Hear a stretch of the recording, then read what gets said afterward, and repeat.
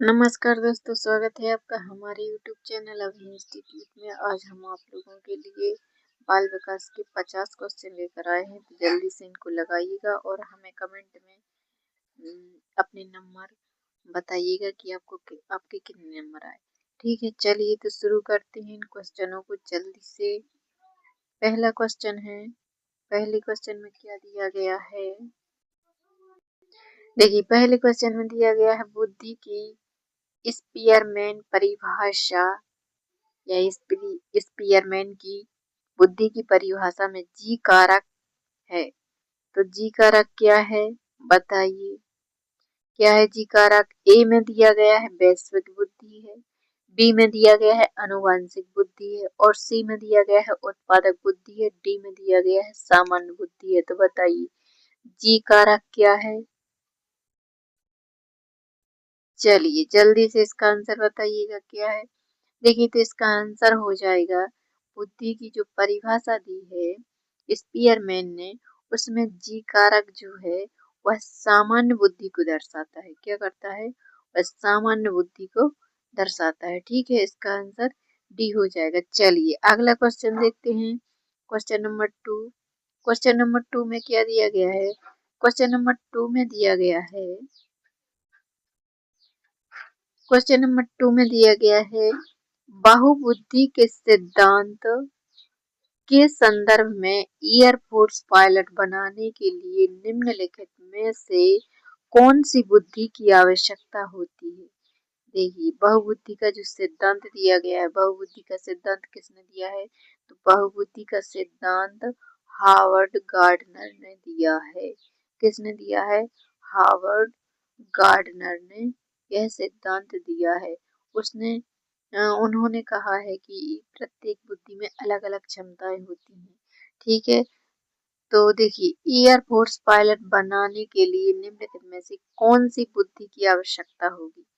बताइए कौन सी बुद्धि की आवश्यकता होगी। देखिए, एयरफोर्स पायलट बनाने के लिए ए में दिया गया है अंतर्वैयक्तिक, बी में दिया गया है अंतर्वैयक्तिक, सी में दिया गया है भाषिक और डी में दिया गया है गतिक। तो बताइए इसका कौन सा आंसर सही होगा। देखिए, इसका सही आंसर हो जाएगा डी, गतिक बुद्धि की आवश्यकता होगी। कैसी बुद्धि की आवश्यकता होगी? इसमें इसमें गतिक बुद्धि की आवश्यकता होगी, इसलिए इसका आंसर हो जाएगा गतिक। ठीक है, यह इसका सही आंसर हो जाएगा। चलिए अगला क्वेश्चन देखते हैं, क्वेश्चन नंबर 3। क्वेश्चन नंबर 3 में क्या दिया गया है? क्वेश्चन नंबर 3 में दिया गया है, यह तथ्य कि बच्चों को सांस्कृतिक रूप से प्रासंगिक ज्ञान की आवश्यकता होती है, निम्नलिखित में से किस व्यक्ति से संबंधित है। बताइए, यह तथ्य है कि सांस्कृतिक रूप से प्रासंगिक ज्ञान की आवश्यकता होती है, यह किसने कहा और किस व्यक्ति से संबंधित है। बताइए, देखिए सांस्कृतिक रूप से ज्ञान की आवश्यकता होती है, तो सांस्कृतिक और सामाजिक रूप से जो ज्ञान की आवश्यकता है वो किसने कही है। बताइए, ए में दिया गया है लियो वाइगोत्स्की, बी में दिया गया है चार्ल्स डार्विन, सी में दिया गया है बीएफ स्किनर और डी में दिया गया है यूरी ब्रोन फ्रेश ब्रेनर। बताइए क्या होगा इसका सही आंसर। देखिए, इसका सही आंसर हो जाएगा, जब भी सांस्कृतिक और सामाजिकता की बात आती है, ठीक है, बच्चों के संदर्भ में, तो उसका सही आंसर हो जाएगा लियो वाइगोत्स्की। क्या हो जाएगा इसका सही आंसर? इसका सही आंसर हो जाएगा लियो वाइगोत्स्की। ये सही आंसर हो जाएगा। चलिए अगला क्वेश्चन देखते हैं, क्वेश्चन नंबर 4। क्वेश्चन नंबर 4 में क्या दिया गया है? क्वेश्चन नंबर 4 में दिया गया है, मनोसामाजिक सिद्धांत निम्नलिखित में से किस पर बल देता है। ए, क्रिया प्रसूत अनुबंधन, बी, उद्दीपन व प्रतिक्रिया, सी, लिंगीय व प्रसुप्ति स्तर, डी, उद्यम के मुकाबले में हीनता स्तर। बताइए क्या होगा इसका सही आंसर।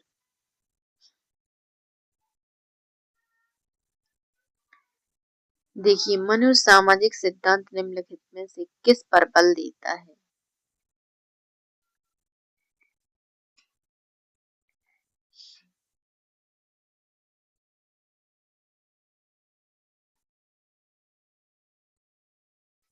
बताइए क्या होगा इसका देखिए तो सबसे पहले तो ये जान लीजिए कि मनोसामाजिक सिद्धांत दिया किसने है। तो मनोसामाजिक सिद्धांत दिया है एरिक एरिक्सन ने। ठीक है, किसने दिया है? एरिक एरिक्सन ने, है ना। एरिक एरिक्सन ने मनोसामाजिक सिद्धांत दिया है। ठीक है, अब इन्होंने मनोसामाजिक सिद्धांत के कुछ बिंदु बताए हैं, है ना, और 8 विकासात्मक चरणों में इसको बांटा है। मनोसामाजिक सिद्धांत को कितने चरणों में बांटा है? 8 विकासात्मक चरणों में बांटा है। और वह शेष अवस्था से लेकर शेष शेषवावस्था से लेकर कहाँ तक है? वृद्धावस्था तक है। क्या है? वृद्धावस्था तक है। ठीक है, तो देखिए जो मनोसामाजिक सिद्धांत मैंने ये बता दिया कि यह किसने दिया? एरिक एरिक्सन ने दिया। इन्होंने 8 विकासात्मक चरण बताए हैं, है ना। विकास के कितने चरण बताए हैं? 8 चरण बताए हैं। और शेष अवस्था से लेकर वृद्धावस्था तक है ना, वो 8 चरण। अब देखिए इसका सही आंसर क्या हो जाएगा? क्रिया प्रसूत अनुबंधन, उद्दीपन व प्रतिक्रिया, लिंगी व प्रसूति स्तर या उद्यम के मुकाबले में हीनता स्तर। देखिए इन्होंने जो इसका जो सही आंसर होगा वो होगा उद्यम के मुकाबले हीनता में स्तर, है ना। यह इसका सही आंसर हो जाएगा, उद्यम के मुकाबले हीनता में स्तर। ठीक है, चलिए अगला क्वेश्चन देखते हैं। Question number 5। क्वेश्चन नंबर 5 में क्या दिया गया है? क्वेश्चन नंबर 5 में दिया गया है, देखिए क्वेश्चन नंबर 5 में दिया गया है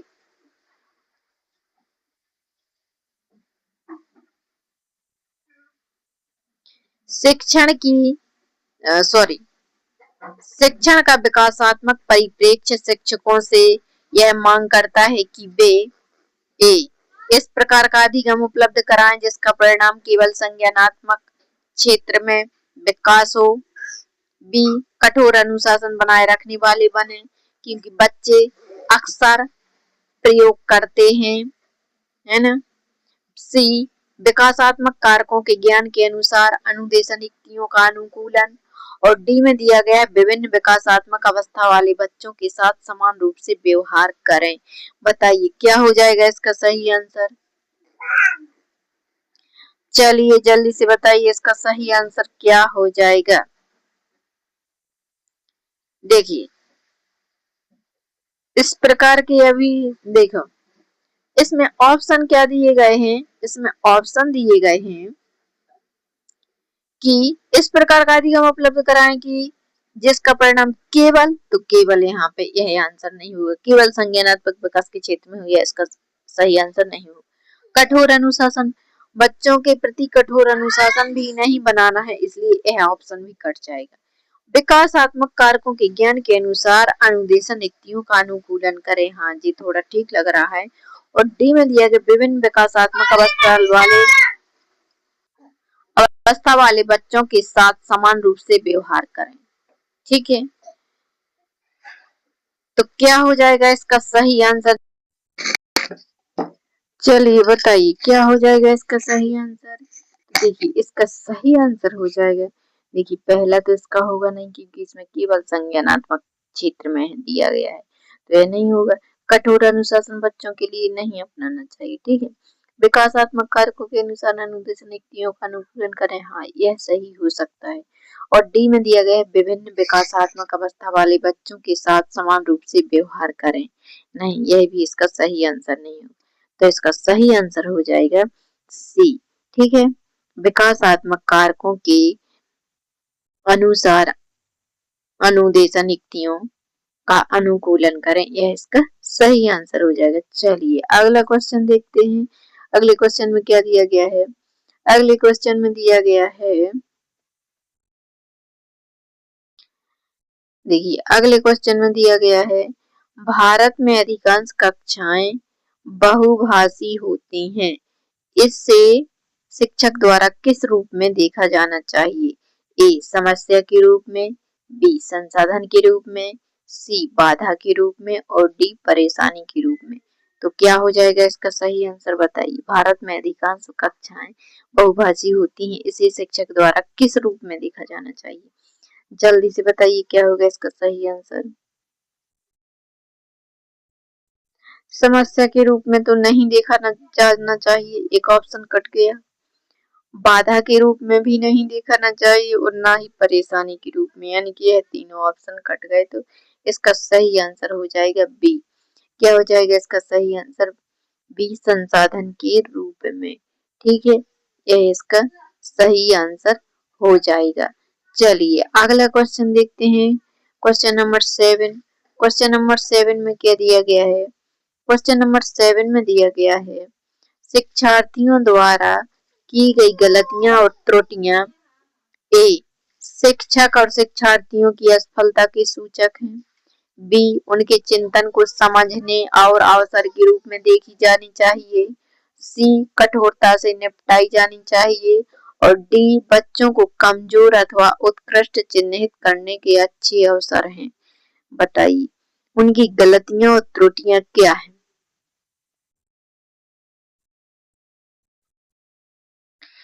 देखिए सबसे पहले हम ऑप्शनों को काट लेते हैं। ठीक है, चलिए देखते हैं। इसमें दिया गया है गलतियां और त्रुटियां जो हैं शिक्षक और शिक्षार्थियों की असफलता के सूचक है। नहीं, यह तो गलत हो जाएगा। ठीक है, चलिए बी नंबर देखते हैं, उनकी चिंतन को समझने के अवसर के रूप में देखी जानी चाहिए, यह थोड़ा सही लग रहा है। ठीक है, कठोरता से निपटाई जानी चाहिए, नहीं यह गलत है।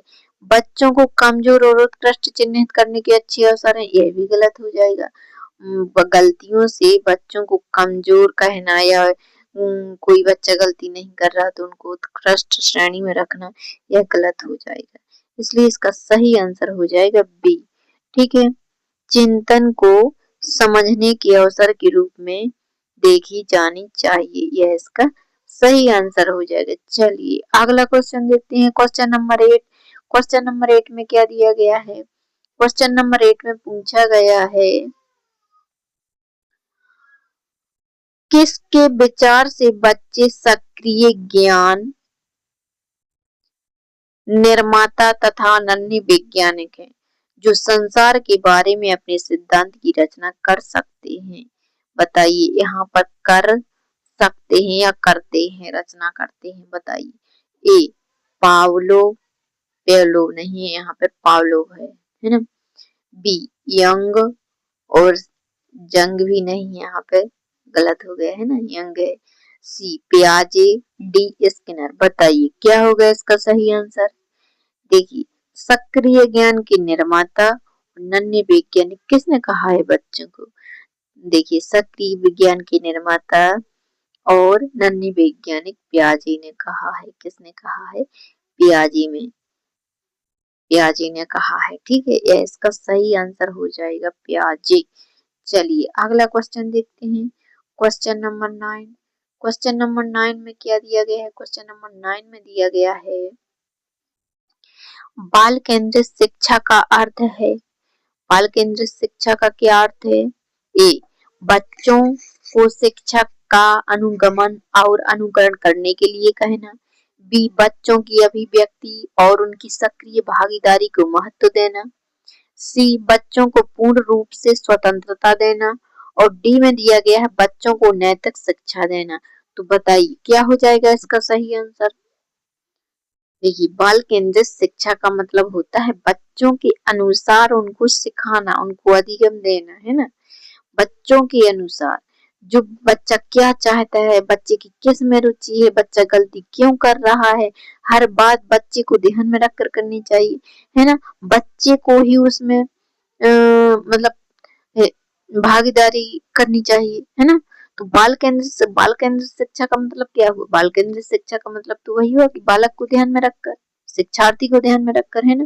तो इसका सही आंसर हो जाएगा बच्चों की अभिव्यक्ति और उनकी सक्रिय भागीदारी को महत्व देना, यह इसका सही आंसर हो जाएगा। चलिए अगला क्वेश्चन देखते हैं। देखिए बच्चों को पूर्ण रूप से स्वतंत्रता देना, यह तो सही नहीं होगा। बच्चों को नैतिक शिक्षा देना, केवल नैतिक शिक्षा देना ही बाल केंद्रित शिक्षा नहीं, नैतिक शिक्षा बच्चों को देनी चाहिए, लेकिन बच्चों को सिर्फ नैतिक शिक्षा देने से बाल केंद्रित शिक्षा नहीं बनती है ना। चलिए अगला क्वेश्चन देखते हैं। Question number 10। क्वेश्चन नंबर 10 में क्या दिया गया है? क्वेश्चन नंबर 10 में दिया गया है जटिल परिस्थिति को संसाधित करने में शिक्षक बच्चों की सहायता कर सकता है। ए, कोई भी सहायता ना देकर जिससे बच्चे अपने आप निर्वाह करना सीखें। यहाँ पे ने नहीं है, ना देकर है ना। बी, उस पर एक भाषण देकर। सी, कार्य को छोटे हिस्सों में बांटने के बाद निर्देश लिखकर। और डी, प्रतियोगिता को बढ़ावा देकर और सबसे पहले कार्य पूरा करने वाले बच्चों को पुरस्कार देकर। बताइए क्या होगा इसका सही आंसर? प्रतियोगिता को बढ़ावा देकर और सबसे पहले कार्य को पूरा करने वाले बच्चों को पुरस्कार देकर। तो बताइए क्या होगा इसका सही आंसर? देखिए, इसका सही आंसर बच्चों को कोई भी सहायता ना देकर है तो गलत हो जाएगा। बच्चों को कोई ना कोई किसी न किसी प्रकार से उस सहायता की जरूरत होती है ना। उस पर एक भाषण बस दे दोगे और बच्चा सीखने लगेगा? नहीं, यह भी नहीं होगा। कार्य को छोटे छोटे हिस्सों में बांटने के बाद निर्देश लिखकर यह हो सकता है। डी, प्रतियोगिता को बढ़ावा देकर सबसे पहले कार्य पूरा करने वाले बच्चों को पुरस्कार नहीं। यानी कुछ बच्चे धीमी गति से करते हैं, कुछ बच्चे तेज गति से काम कर लेते हैं, तो इसका मतलब ये थोड़ी है कि जो जल्दी कर लेते हैं उनको पुरस्कार दिया जाए और जो धीरे कर पाते हैं उनको कुछ भी ना दिया जाए या उनको कमजोर बना दिया जाए। नहीं, ऐसा नहीं है ना। तो इसका सही आंसर हो जाएगा कार्य को छोटे हिस्सों में बांटने के बाद निर्देश लिखकर। यह इसका सही आंसर हो जाएगा। ठीक है, सी नंबर इसका सही आंसर हो जाएगा। चलिए अगला क्वेश्चन देखते हैं। Question number 11। क्वेश्चन नंबर 11 में क्या दिया गया है? क्वेश्चन नंबर 11 में दिया गया है विकास की गति एक व्यक्ति से दूसरे में भिन्न होती है किंतु यह एक खाली स्थान नमूने का अनुगमन करती है।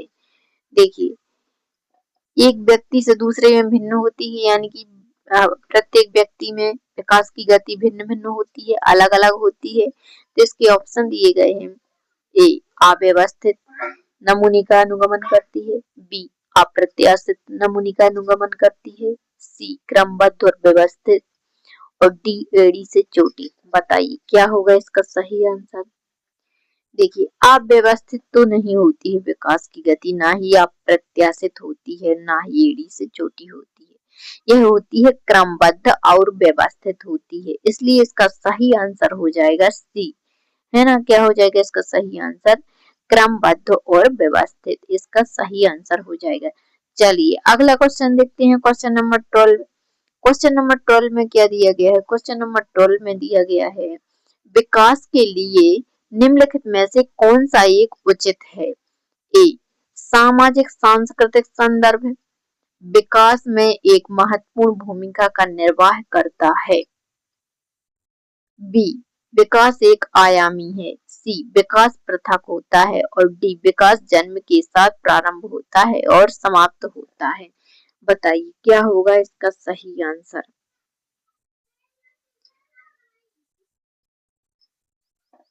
विकास के लिए कौन सा कथन उचित होगा? जल्दी से बताइए इसका आंसर। देखिए, विकास एक आयामी नहीं होता है, विकास बहुआयामी होता है। क्या होता है?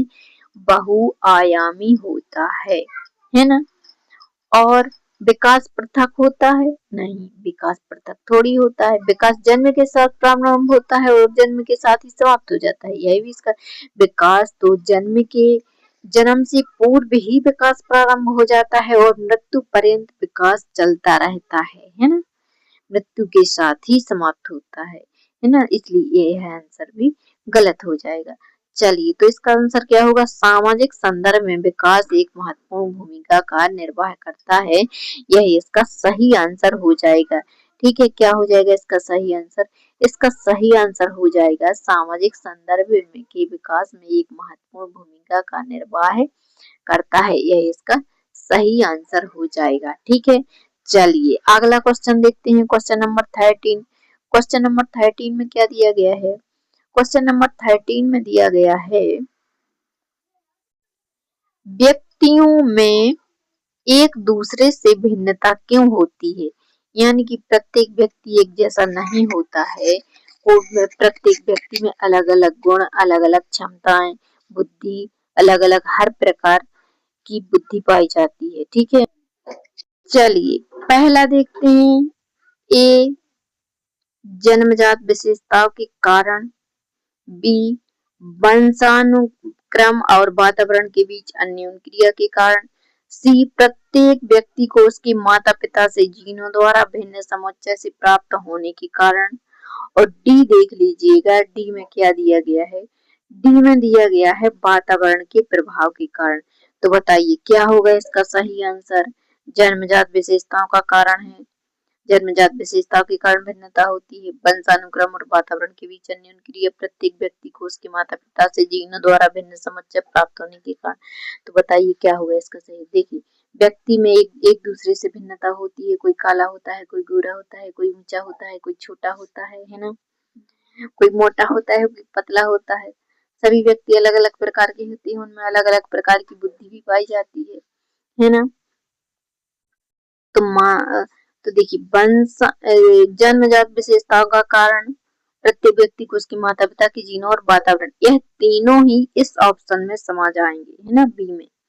वंशानुक्रम, वंशानुक्रम माता पिता के जीनों भी उसमें शामिल हो जाएगी, जन्मजात विशेषताओं के कारण भी हो जाएगी, और वातावरण के प्रभाव भी इसमें हो जाएगा। तो इसका सही आंसर जो होगा वो होगा वंशानुक्रम और वातावरण के बीच अन्योन क्रिया के कारण, यह इसका सही आंसर हो जाएगा। ठीक है, चलिए अगला क्वेश्चन देखते हैं, क्वेश्चन नंबर 14। क्वेश्चन नंबर 14 में क्या दिया गया है? क्वेश्चन नंबर 14 में दिया गया है, बच्चे के समाजीकरण में परिवार कौन सी भूमिका निभाता है? ए, रोमांचकारी, बी, मुख्य, सी, गौड़, और डी, कम महत्वपूर्ण। तो बताइए इसका क्या आंसर हो जाएगा? बच्चे के समाजीकरण में परिवार कौन सी भूमिका निभाता है? देखिए, बच्चे के समाजीकरण में जो भूमिका निभाता है तो वह कम महत्वपूर्ण होती है। क्या होती है?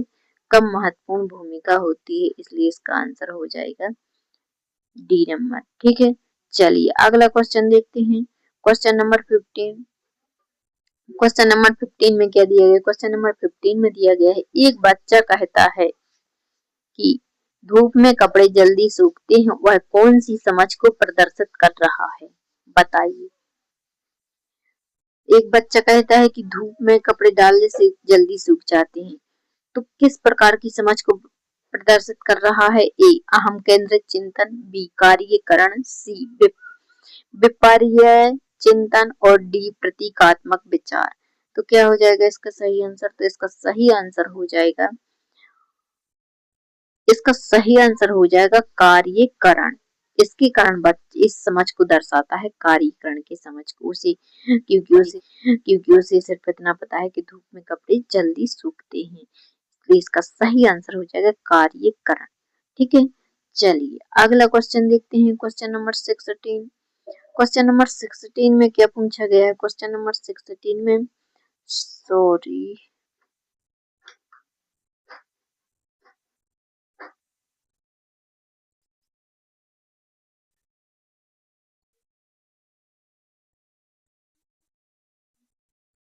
क्वेश्चन नंबर 16 में पूछा गया है, पियाजे के अनुसार बच्चों का चिंतन वयस्कों से भिन्न हो जाए बजाय खाली स्थान के।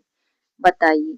आकार भिन्न होता है मूर्त परकता के, बी में दिया गया है प्रकार भिन्न होता है मात्रा के बजाय, या आकार भिन्न होता है किस्म के बजाय, या मात्रा भिन्न होती है प्रकार के बजाय। बताइए क्या होगा इसका सही आंसर?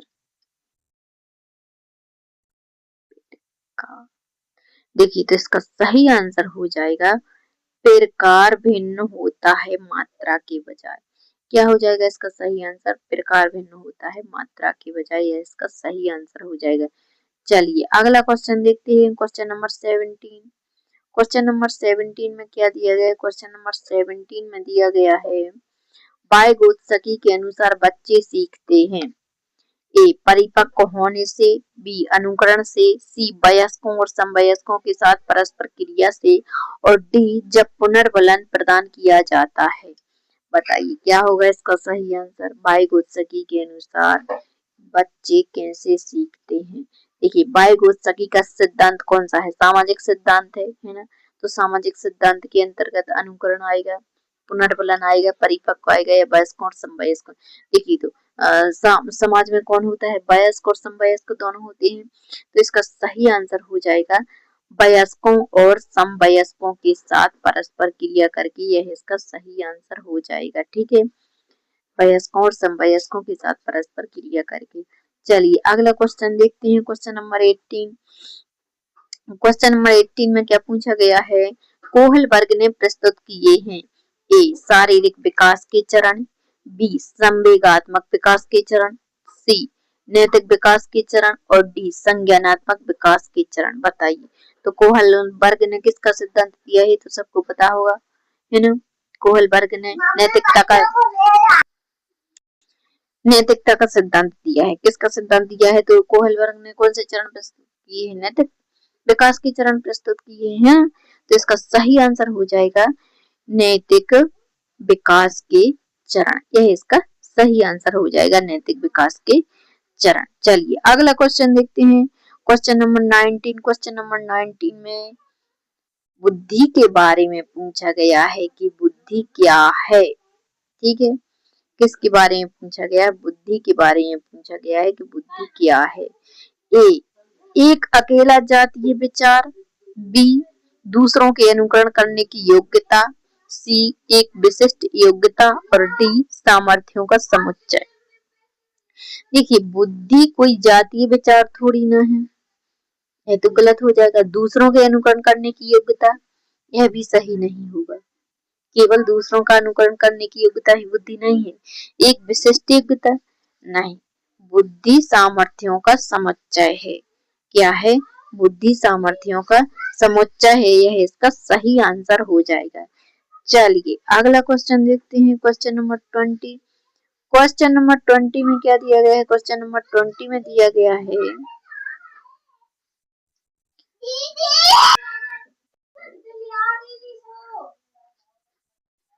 चलिए भाषा विकास के लिए प्रारंभिक बचपन कौन सा काल है। प्रारंभिक बचपन कौन, चलिए तो क्वेश्चन नंबर 20 देखते हैं। 20 में क्या दिया गया है, भाषा विकास के लिए प्रारंभिक बचपन कौन सा काल है। बताइए ए अमहत्वपूर्ण है, बी अति संवेदनशील है, सी निरपेक्ष है और डी कम महत्वपूर्ण है। तो बताइए इसका सही आंसर क्या हो जाएगा। देखिए प्रारंभिक बचपन का काल है वो अमहत्वपूर्ण तो हो नहीं सकता, निरपेक्ष भी नहीं हो सकता और कम महत्वपूर्ण भी नहीं हो सकता। वह काल जो होता है वो अति संवेदनशील काल होता है। कौन सा होता है, अति संवेदनशील होता है, इसलिए सही आंसर हो जाएगा अति संवेदनशील। चलिए अगला क्वेश्चन देखते हैं, क्वेश्चन नंबर 21। क्वेश्चन नंबर 21 में क्या दे रखा है, क्वेश्चन नंबर 21 में दिया गया है आकलन क्या है। बताइए आकलन किसे कहते हैं, आकलन क्या होता है। ए बच्चों में प्रतियोगात्मक भावना को सक्रिय रूप से बढ़ावा देना, बी सीखने को सुनिश्चित करने के लिए तनाव और दबाव को उत्पन्न करना है, सी सीखने में सुधार का एक तरीका है, डी बच्चों को लेबल करने और वर्गीकृत करने की अच्छी रणनीति है। बताइए क्या हो जाएगा इसका सही आंसर। देखिए प्रतियोगिता की भावनाओं को बढ़ावा, सक्रिय रूप से बढ़ावा देना ये तो ठीक है, लेकिन प्रतियोगिता की भावना को बढ़ाना यह सही नहीं है। ठीक है, इसलिए यह गलत हो जाएगा। दूसरा देखिए सीखने को सुनिश्चित करने के लिए तनाव और दबाव उत्पन्न करना, यह भी ठीक नहीं होगा। सीखने में सुधार का एक तरीका है, हाँ आकलन क्या है, सीखने में सुधार का एक तरीका है। बच्चों को लेबल करने और वर्गीकृत करने की अच्छी रणनीति है, नहीं बच्चों को लेबल के हिसाब से वर्गीकृत करना बिल्कुल ठीक नहीं होता है, इसलिए इसका सही आंसर हो जाएगा सी, है ना। सीखने में सुधार का एक तरीका है, यह इसका सही आंसर हो जाएगा। चलिए अगला क्वेश्चन देखते हैं, क्वेश्चन नंबर 22। क्वेश्चन नंबर 22 में क्या दिया गया है, क्वेश्चन नंबर 22 में दिया गया है, देखिए इसे थोड़ा छोटा कर लेते हैं क्योंकि पूरे ऑप्शन नहीं आ रहे हैं यहाँ पे। देखिए आजकल बच्चों की गलत धारणाओं को वैकल्पिक धारणाएं कहने की एक प्रवृत्ति इसे कहा जाता है। गलत धारणाओं को वैकल्पिक धारणाएं कहने की प्रवृत्ति है। यह इसे क्या कहते हैं?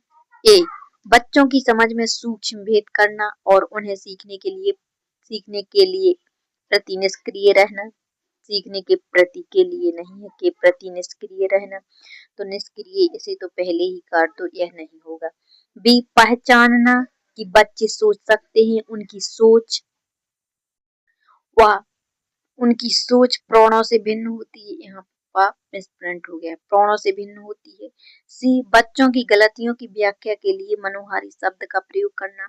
और डी, बच्चों को उनकी सोच में प्राणों के समान मानना। बताइए क्या होगा इसका सही आंसर? जल्दी से इसका आंसर बताइएगा कि इसका आंसर क्या हो जाएगा। देखिए, सूक्ष्म भेद करना सीखने के प्रति निष्क्रिय है, तो हमने पहले ही काट दिया था। मनोहारी शब्द, गलतियों की व्याख्या के लिए मनोहारी शब्द का प्रयोग करना नहीं। बच्चों उनकी सोच में प्राणों के समान मानना नहीं। बच्चों की जो सोच होती है वो प्राणों के समान नहीं होती है, इसलिए इसका सही आंसर हो जाएगा कि बच्चों की जो सोच होती है वह प्राणों से भिन्न होती है। यह इसका सही आंसर हो जाएगा। ठीक है, चलिए अगला क्वेश्चन देखते हैं। Question number 23। क्वेश्चन नंबर 23 में क्या दिया गया है? क्वेश्चन नंबर 23 में दिया गया है, देखिए क्वेश्चन नंबर 23 में दिया गया है, निम्नलिखित में से कौन सा एक माध्यमिक विद्यालय की कक्ष में शिक्षक की भूमिका का सर्वोत्तम उचित वर्णन करता है? बताइए, माध्यमिक कक्षा के हिसाब से पूछा गया है, ध्यान रखना, प्राथमिक कक्षा के हिसाब से नहीं पूछा गया है। ठीक है, ए में क्या दिया गया है? बहु परिप्रेक्ष्य को निरुत्साहित करना तथा एक आयामी परिप्रेक्ष्य पर केंद्रीभूत होना। बी में दिया गया है, व्याख्यान देने के लिए पावर पॉइंट प्रेजेंटेशन का प्रयोग करना। सी में दिया गया है, चर्चाओं के अवसर उपलब्ध कराना। और डी में दिया गया है, प्रथम स्थान के लिए शिक्षार्थियों को आपस में प्रतिस्पर्धा के लिए बढ़ावा देना। बताइए क्या हो जाएगा? देखिए, प्रथम स्थान के लिए शिक्षार्थियों को आपस में प्रतिस्पर्धा के लिए बढ़ावा देना, यह तो बिल्कुल सही नहीं होगा, है ना। व्याख्यान देने के लिए पावर पॉइंट प्रेजेंटेशन का उपयोग करना, यह भी सही नहीं होगा। बहुपरिप्रेक्ष्य देखो इसमें निरुत्साहित तो आया है शब्द, है ना, इसलिए यह विकल्प भी कट जाएगा। तो इसका सही आंसर हो जाएगा चर्चाओं के अवसर उपलब्ध कराना। क्या हो जाएगा इसका सही आंसर? चर्चाओं के अवसर उपलब्ध कराना इसका सही आंसर हो जाएगा। इसलिए इसका जो करेक्ट आंसर होगा वो होगा चर्चाओं के अवसर उपलब्ध कराना, यह इसका सही आंसर हो जाएगा। ठीक है, चलिए अगला क्वेश्चन देखते हैं। Question number 24। क्वेश्चन नंबर 24 में क्या दिया गया है? सॉरी, क्वेश्चन नंबर 24 देख लेते हैं। क्वेश्चन नंबर 24 में क्या दिया गया है? क्वेश्चन नंबर 24 में दिया गया है कि विकास के बारे में निम्नलिखित में कौन सा एक कथन सही है? ए, विकास जन्म से किशोर अवस्था तक आगे की ओर बढ़ता है और फिर पीछे की ओर। बी में दिया गया है, विकासात्मक परिवर्तन एक सीधी रेखा में आगे जाते हैं। सी में दिया गया है, विकास भिन्न व्यक्तियों में भिन्न गति से होता है। और डी में दिया गया है, विकास जन्म से किशोर अवस्था तक बहुत तीव्र गति से होता है और उसके बाद रुक जाता है। बताइए क्या होगा इसका सही आंसर?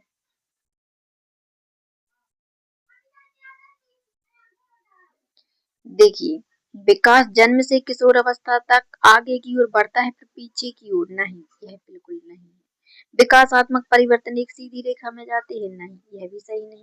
विकास भिन्न व्यक्तियों में भिन्न गति से होता है, यह इसका सही आंसर हो जाएगा। और विकास ऐसा थोड़ी ना होता है कि किशोर अवस्था तक बहुत तीव्र गति से होगा फिर उसके बाद रुक जाएगा, नहीं, ऐसा नहीं होता है। इसलिए इसका सही आंसर हो जाएगा सी, विकास भिन्न व्यक्ति में भिन्न गति से होता है, यह इसका सही आंसर हो जाएगा। ठीक है, चलिए अगला क्वेश्चन देख लेते हैं। Question number 25। क्वेश्चन नंबर 25 में क्या दिया गया है? क्वेश्चन नंबर 25 में दिया गया है, मध्य बचपन अवधि है। मध्य बचपन की जो अवधि है, जो मध्य बाल अवस्था होती है, वो कितने वर्ष से कितने वर्ष तक होती है? ए, 10 वर्ष के बाद। बी, जन्म से 2 वर्ष। सी, 2 से 6 वर्ष। और डी, 6 से 11 वर्ष। देखिए जो मध्य बचपन की अवधि होती है, मध्य बाल्यावस्था होती है, वो उसकी अवधि कितनी होती है? 10 वर्ष के बाद। 10 वर्ष के बाद तो नहीं होती है। जन्म से 2 वर्ष तो शैशवावस्था होती है और 2 से 6 वर्ष तक प्राथमिक बाल्यावस्था होती है। जो मध्य बचपन की अवधि होती है, मध्य बाल्यावस्था होती है, वो होती है 6 वर्ष से 11 वर्ष की अवधि तक, है ना? यह इसका सही आंसर हो जाएगा। चलिए अगला क्वेश्चन देखते हैं, क्वेश्चन नंबर 26। क्वेश्चन नंबर 26 में क्या दिया गया? क्वेश्चन नंबर 26 में दिया गया है, वह कौन सी प्रक्रिया है जिसके माध्यम से मानव शिशु समाज के सक्रिय सदस्य के रूप में निष्पादन करने के लिए आवश्यक कौशलों का अर्जन प्रारंभ करता है? बताइए। ए विकास, बी समाजीकरण, सी सीखना और डी परिपक्वता। बताइए क्या हो जाएगा इसका सही? वह कौन सी प्रक्रिया है जिसके माध्यम से मानव शिशु समाज के सक्रिय सदस्य के रूप में निष्पादन करने के लिए आवश्यक कौशलों का अर्जन प्रारंभ कर देता है? बताइए क्या होगा इसका सही आंसर? देखिए सक्रिय रूप से सदस्य के रूप में, तो सदस्यता शिशु जब ग्रहण करता है जब समाज समाज का उसका सामाजिक विकास होने लगता है। तो इसका जो सही आंसर हो जाएगा वो समाजीकरण हो जाएगा। क्या हो जाएगा इसका सही आंसर? इसका सही आंसर हो जाएगा समाजीकरण। यह इसका सही आंसर हो जाएगा। चलिए अगला क्वेश्चन देखते हैं, क्वेश्चन नंबर 27। क्वेश्चन नंबर 27 में क्या दिया गया है? क्वेश्चन नंबर 27 में दिया गया है, पियाजे के अनुसार विकास को प्रभावित करने में निम्नलिखित कारकों में किसकी महत्वपूर्ण भूमिका होती है? ए पुनर्वलन की, बी भाषा की, सी भौतिक विश्व के साथ अनुभव और डी अनुकरण। तो बताइए क्या होगा इसका सही आंसर? पियाजे के अनुसार बताना है कारकों में किसकी है सबसे अधिक। एक पुनर्वलन तो इनके सिद्धांत में आया नहीं है। भाषा, इस इनके सिद्धांत में है संज्ञानात्मक विकास, और संज्ञानात्मक विकास का मतलब होता है अनुभवों के साथ सीखना। इसलिए इसका सही आंसर हो जाएगा सी। क्या हो जाएगा इसका सही आंसर? इसका सही आंसर हो जाएगा सी भौतिक विश्व के साथ अनुभव। ठीक है, यह इसका सही आंसर हो जाएगा। चलिए अगला क्वेश्चन देखते हैं, क्वेश्चन नंबर 28। क्वेश्चन नंबर 28 में क्या दिया गया? क्वेश्चन नंबर 28 में दिया गया है, पूर्व संक्रियात्मक काल में आने वाली संज्ञानात्मक योग्यता है। देखिए जो पूर्व संक्रियात्मक काल में आने वाली संज्ञानात्मक योग्यता है वो ए अभिकल्पना निष्कर्ष चिंतन, बी अमूर्त चिंतन की योग्यता, सी लक्ष्य उद्देश्य व्यवहार की योग्यता और डी दूसरे के दृष्टिकोण को समझने की योग्यता। बताइए क्या होगा इसका सही आंसर? देखिए पूर्व संक्रियात्मक जो काल होता है, संज्ञानात्मक जो योग्यता है उसकी जो अवस्था है पूर्व संक्रियात्मक अवस्था, अभिकल्पना निष्कर्ष चिंतन यह तो नहीं होगा, अमूर्त चिंतन भी नहीं होगा, दूसरे के दृष्टिकोण को समझने की योग्यता तो उसमें विकसित नहीं हो पाती है ना? तो इसका सही आंसर हो जाएगा लक्ष्य उद्दिष्ट व्यवहार की योग्यता। ठीक है, यह इसका सही आंसर हो जाएगा लक्ष्य उद्दिष्ट व्यवहार की योग्यता। ठीक है, चलिए अगला क्वेश्चन देखते हैं, क्वेश्चन नंबर 28। क्वेश्चन नंबर 28 में क्या दिया गया है? क्वेश्चन नंबर 28 हो गया है, क्वेश्चन नंबर 29 है। क्वेश्चन नंबर 29 में दिया गया है, निम्नलिखित में से किस एक जोड़े का मिलन ठीक हुआ है? बताइए। इसमें जोड़े बने हुए हैं तो उस जोड़े का मिलान बताना है कि क्या है। देखिए कौन कौन से जोड़े हैं? सामाजिक संविदा अभिविन्यास में क्या दिया गया? किसी कार्य के भौतिक परिणाम निर्धारित करते हैं कि वह अच्छा है या बुरा है। बी में दिया गया है दंड देना आज्ञा पालन अभिविन्यास, नियम तय नहीं है किंतु समाज के हित में बदले जा सकते हैं। देखो सी अच्छा लड़का अच्छी लड़की अभिविन्यास, अच्छा बनकर कोई स्वीकृति प्राप्त करना।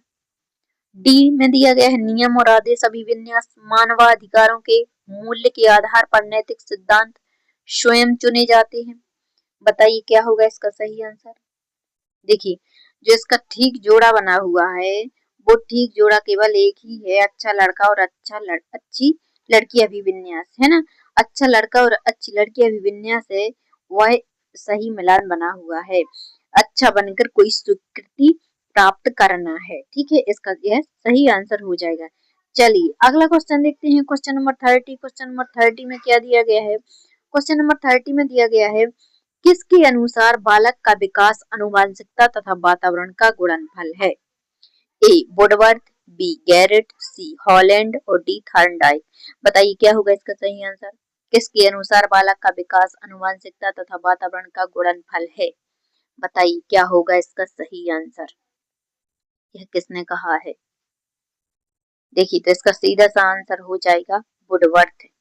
ठीक है, बालक का विकास आनुवंशिकता तथा वातावरण का गुणनफल ही है। किसने कहा है? वुडवर्थ ने कहा है। तो इसका सही आंसर हो जाएगा वुडवर्थ। ठीक है, वुडवर्थ इसका सही आंसर हो जाएगा। चलिए अगला क्वेश्चन देखते हैं, क्वेश्चन नंबर 31। क्वेश्चन नंबर 31 में क्या दिया गया? क्वेश्चन नंबर 31 में दिया गया है, मनोविज्ञान में सर्वप्रथम अपनी आत्मा का परित्याग किया, फिर अपने मन को और फिर अपनी चेतना का, अभी वह एक प्रकार के व्यवहार को संजोए है, यह कथन था। किसका कथन था? ए टिचनर का, बी वुंट का, सी वुडवर्थ का और डी मैक्डूगल का। बताइए क्या होगा इसका सही आंसर? मनोविज्ञान में सर्वप्रथम अपनी आत्मा का परित्याग किया, फिर अपने मन को और अपनी चेतना का, अभी वह एक प्रकार के व्यवहार को सजोए है, यह कथन था वुडवर्थ का। किसका कथन था? वुडवर्थ का कथन था। इसलिए इसका सही आंसर हो जाएगा वुडवर्थ। ठीक है, यह इसका सही आंसर हो जाएगा। चलिए अगला क्वेश्चन देखते हैं, क्वेश्चन नंबर 32। क्वेश्चन नंबर 32 में क्या दिया? क्वेश्चन नंबर 32 में दिया गया है, मनोलैंगिक विकास में सुप्तावस्था का वर्ष अंतराल संबंधित है। जो सुप्तावस्था होती है वो कितने से कितने वर्ष तक होती है? ए 2 से 5 वर्षों तक, बी 6 से यौवन तक, सी 18 से 20 वर्षों तक और डी 20 से 22 वर्षों का। बताइए क्या होगा इसका सही आंसर? देखिए जो सुप्तावस्था होती है वो 6 वर्ष से यौवन तक होती है। ठीक है, इसलिए इसका सही आंसर हो जाएगा 6 वर्ष से यौवन तक, यह इसका सही आंसर हो जाएगा। चलिए अगला क्वेश्चन देखते हैं, क्वेश्चन नंबर 33। क्वेश्चन नंबर 33 में क्या दिया गया है? विकास के सामाजिक सिद्धांत का प्रतिपादन किसने किया था? मनोसामाजिक सिद्धांत का प्रतिपादन पूछा गया है। ए एरिक्सन ने, बी फ्रायड ने, सी कोहलर ने और डी वाटसन ने। बताइए किसने किया था? देखिए तो इसमें तो सिर्फ मनो सिद्धांत का प्रतिपादन किसने किया था वह बताना है। बताइए किसने दिया था? मनोसामाजिक सिद्धांत का प्रतिपादन किसने किया था? एरिक्सन ने, फ्रायड ने, कोहलर ने, वाटसन ने। देखिए एरिक तो मनोसामाजिक सिद्धांत का प्रतिपादन एरिक एरिक्सन ने किया था। ठीक है, इसका सही आंसर हो जाएगा। चलिए अगला क्वेश्चन देखते हैं, क्वेश्चन नंबर 34। क्वेश्चन नंबर 34 में दिया गया है, किसके अनुसार इद, अहम मतलब ईगो तथा परा अहम सुपर ईगो व्यक्तित्व के 3 घटक हैं? बताइए किसने बताया है कि व्यक्तित्व के 3 घटक हैं इद, अहम और ईगो? ए बंडूरा ने, बी यंग ने, सी युंग नहीं है, यहाँ पर यंग है। ठीक है, यंग और डी फ्रायड ने। बताइए किसने बताए थे? तो देखिए जो ये व्यक्तित्व के 3 घटक बताए थे वो बताए थे फ्रायड ने, है ना? किसने बताए थे? फ्रायड ने। चलिए अगला क्वेश्चन देखते हैं, क्वेश्चन नंबर 35। क्वेश्चन नंबर 35 में क्या दिया गया? क्वेश्चन नंबर 35 में दिया गया है कि किस व्यवहारवादी का मानना है कि अन्य व्यवहारों की भांति भाषा भी क्रिया प्रसूत अनुबंधन द्वारा सीखी जाती है? ए स्किनर, बी सॉरी ए वाटसन, बी स्किनर, सी गथरी और डी थॉर्नडाइक। बताइए क्या होगा इसका सही आंसर? देखिए तो क्रिया प्रसूत अनुबंधन का जो सिद्धांत दिया था वो स्किनर ने दिया था, और इसी के मतलब यह क्या थे? व्यवहारवादी थे। स्किनर कौन थे? व्यवहारवादी थे। तो इसका सही आंसर हो जाएगा स्किनर, है ना? क्या हो जाएगा इसका सही आंसर? स्किनर।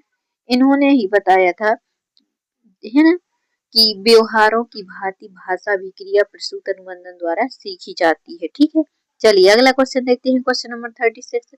क्वेश्चन नंबर 36 में क्या दिया गया है? क्वेश्चन नंबर 36 में दिया गया है, निम्नलिखित मापन के स्तरों में सबसे अच्छा कौन है? ए नामिक, बी अनुपात, सी क्रमिक और डी अंतराल। बताइए कौन सा सबसे अच्छा है मापन स्तरों में। तो मापन स्तरों में जो सबसे अच्छा मापन है वो है अनुपात। क्या है? अनुपात सबसे अच्छा मापन है। यह इसका सही आंसर हो जाएगा। चलिए अगला क्वेश्चन देख लेते हैं। Question number 37। क्वेश्चन नंबर 37 में क्या दिया गया है? निम्नलिखित में से कौन व्यक्तित्व की प्रक्षेपी परीक्षण नहीं है? ए रोरसा स्याही धब्बा परीक्षण, बी टीएटी, सी शब्द सहचारी परीक्षण और डी 16 पीएफ परीक्षण। बताइए क्या होगा इसका सही आंसर? नहीं है बताना है, व्यक्तित्व की प्रक्षेपी परीक्षण नहीं है। देखिए रोरसा स्याही धब्बा व्यक्तित्व परीक्षण है, टीएटी व्यक्तित्व परीक्षण है, शब्द सहचारी परीक्षण व्यक्तित्व परीक्षण है, लेकिन जो 16 पीएफ परीक्षण है वो व्यक्तित्व परीक्षण नहीं है। ठीक है, इसलिए इसका सही आंसर हो जाएगा 16, है ना, डी नंबर इसका सही आंसर होगा। चलिए अगला क्वेश्चन देख लेते हैं। Question number 38। क्वेश्चन नंबर 38 में क्या दिया गया है?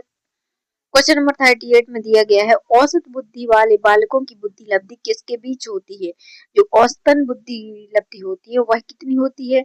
ए 50 से 59, बी 70 से 89, सी 90 से 109 और डी 110 से 129। बताइए क्या होगा इसका सही आंसर?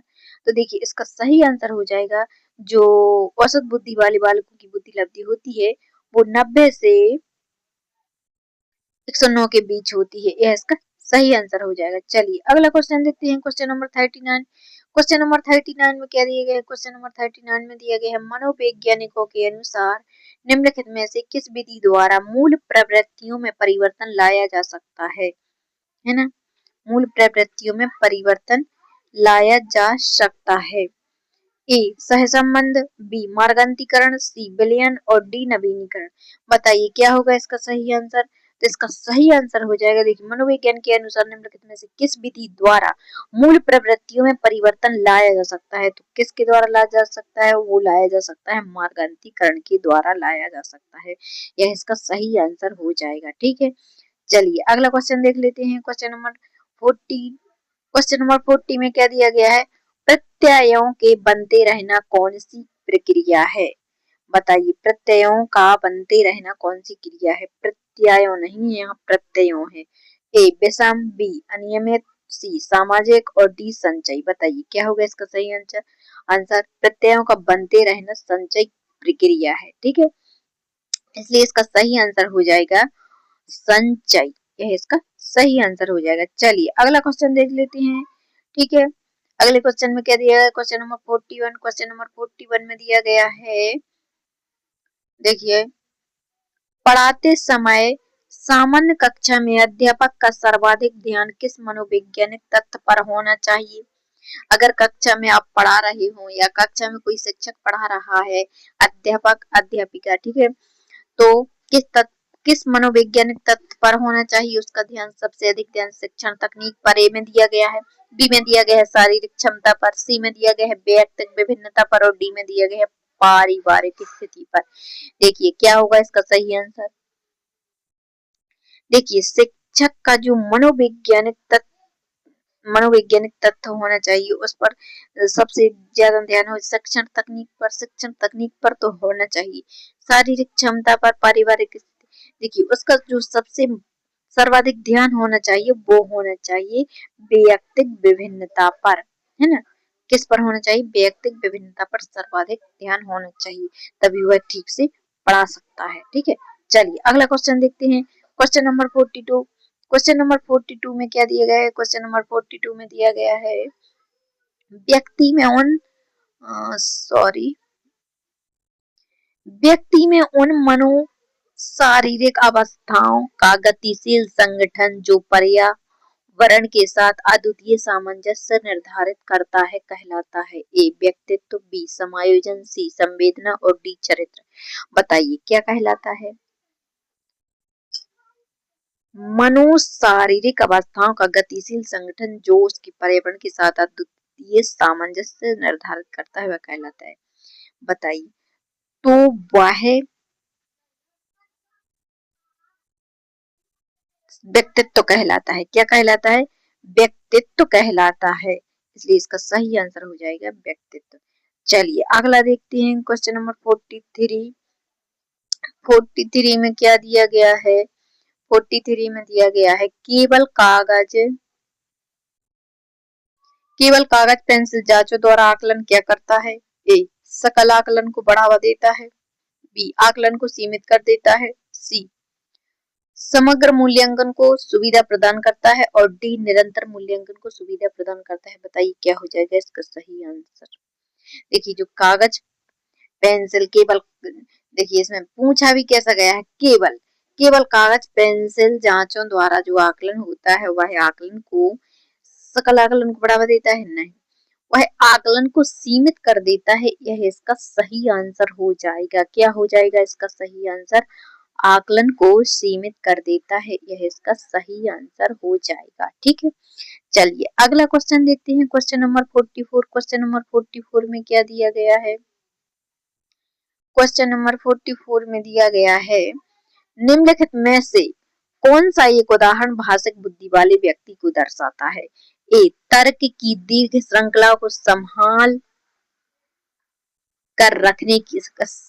सकने की योग्यता, बी में दिया गया है शब्दों के अर्थ और कर्म तथा भाषा के विविध प्रयोगों के प्रति संवेदनशीलता, और सी में दिया गया है स्वर राग और सुर के प्रति संवेदनशीलता, और डी में दिया गया है ध्यान देने और दूसरे के अंतर कर सकने की योग्यता। बताइए क्या होगा इसका सही आंसर? शब्दों के अर्थ, कर्म और भाषा के प्रति प्रयोगों के प्रति संवेदनशीलता, स्वर राग सुर के प्रति संवेदनशील। देखिए भाषिक बुद्धि वाले व्यक्ति को कौन दर्शाता है?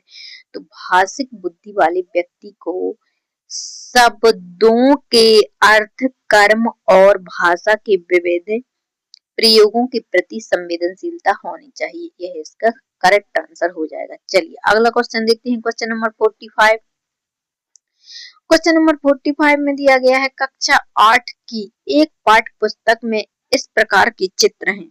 शिक्षिका एवं घरेलू काम करने वाली के रूप में महिला, जबकि डॉक्टर एवं पायलट के रूप में पुरुष। इस प्रकार के चित्र से बढ़ सकता है या बढ़ सकती है? क्या बढ़ सकता है? ए लिंग सशक्तिकरण, बी लिंग रूढ़िबद्धता, और सी लिंग भूमिका निर्वाह खेल, और डी लिंग स्थिरता। बताइए क्या हो सकता है? शिक्षिका जो है वो घरेलू कामकाज करती है, जबकि डॉक्टर एवं पायलट के रूप में पुरुष दिखाए जाते हैं, है ना? तो क्या हो सकता है? इस चित्र से क्या बढ़ सकती है?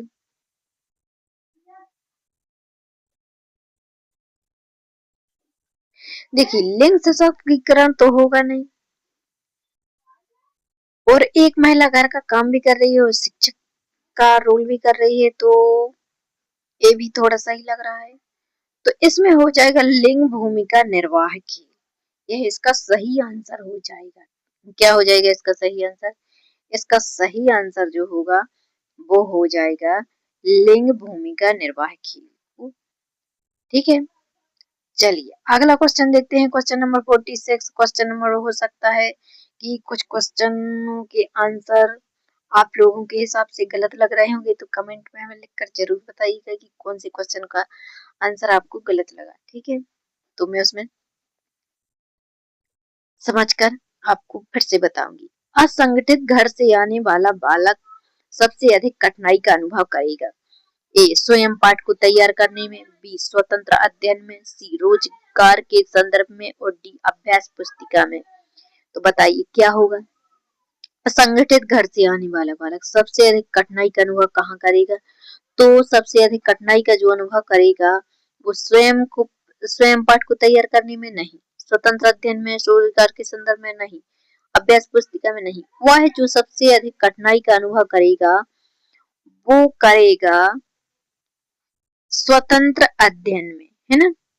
वह कठिनाई का अनुभव करेगा। चलिए अगला क्वेश्चन देखते हैं। Question number 47।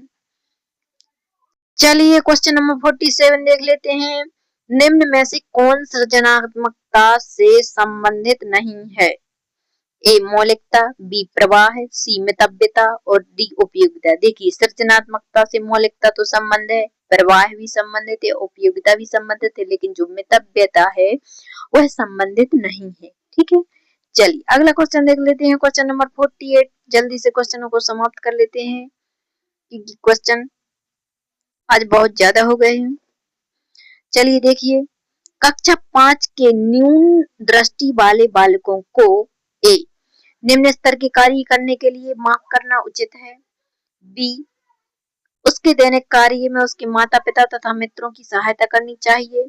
सी कक्षा में सामान्य रूप से बर्ताव करना चाहिए एवं ऑडियो सीडी के जरिए सहायता प्रदान करनी चाहिए। और डी कक्षा में विशेष बर्ताव करना चाहिए। बताइए क्या होगा इसका सही आंसर। देखिए, अगर उसे थोड़ा कम दिखाई देता है उस बच्चे को, तो उसके साथ माफ करना, निम्न स्तर के कार्य करने के लिए माफ करना उचित है? नहीं। उसके दैनिक कार्य में माता पिता तथा मित्रों की सहायता करनी चाहिए? नहीं। मित्रों को उसकी सहायता करनी चाहिए, उसके दैनिक कार्य में नहीं। अगर मित्र उसकी सहायता करेंगे तो फिर उसमें बुद्धि विकसित नहीं होगी, उसका विकास नहीं होगा, वो चीजों को समझेगा नहीं, है ना। तो कक्षा में सामान्य रूप से बर्ताव करना चाहिए और ऑडियो सीडी के जरिए सहायता प्रदान करनी चाहिए। यह इसका सही आंसर हो जाएगा। ठीक है, क्या हो जाएगा इसका सही?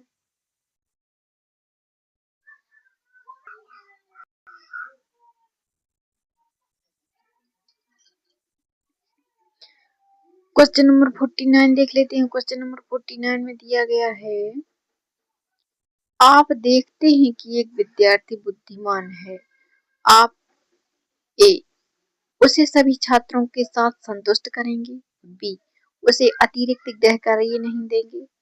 सी वह जैसे अधिक प्रगति कर सकता है उसे वैसे ही अनुप्रेरित करेंगे। डी उसके अभिभावकों को सूचित करेंगे कि वह बुद्धिमान है। देखिए, इसका जो सही आंसर हो जाएगा, क्या होगा बताइए। देखिए, एक बुद्धिमान विद्यार्थी है तो उसके लिए सबसे बेस्ट ऑप्शन होगा कि वह जैसे प्रगति कर सकता है उसे वैसे ही अनुप्रेरित करेंगे। यह इसका सही आंसर हो जाएगा। चलिए अब इसका लास्ट क्वेश्चन देख लेते हैं। लास्ट क्वेश्चन में क्या दिया गया है? लास्ट क्वेश्चन में दिया गया है, विशेष आवश्यकता वाले बालकों को शिक्षा उपलब्ध कराई जानी चाहिए। ए सामान्य बालकों के साथ। बी विशेष विद्यालयों में विशेष बालकों के लिए विकसित पद्धतियों द्वारा। सी विशेष विद्यालयों में। और डी विशेष विद्यालयों में विशेष अध्यापकों द्वारा। बताइए क्या होगा इसका सही आंसर। विशेष आवश्यकता वाले बच्चों को शिक्षा उपलब्ध कराई जानी चाहिए, तो जो विशेष बालकों को शिक्षा उपलब्ध कराई जानी चाहिए वो अन्य सामान्य बालकों के साथ उपलब्ध कराई जानी चाहिए। ठीक है, इसलिए इसका सही आंसर क्या हो जाएगा? अन्य सामान्य बालकों के साथ। उम्मीद करते हैं दोस्तों हम आपको हमारी क्लास पसंद आई होगी, तो इसे शेयर और लाइक जरूर कीजिएगा। चलिए धन्यवाद। अगली क्लास में मिलते हैं फिर से एक नए टॉपिक के साथ।